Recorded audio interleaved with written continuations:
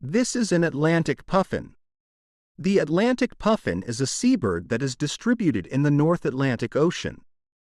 Their main habitat is in the cold waters around the coast and rocky islands in the North Atlantic.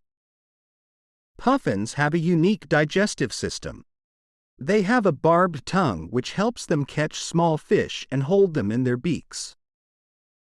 Another interesting unique thing is that the female puffin only lays one egg, and the egg will hatch after 40 days. Female puffins will usually use the same nest every year. They use small caves or tunnels they dig underground to make their nests. Puffins have a relatively long lifespan. They can live up to 20 years or more in the wild.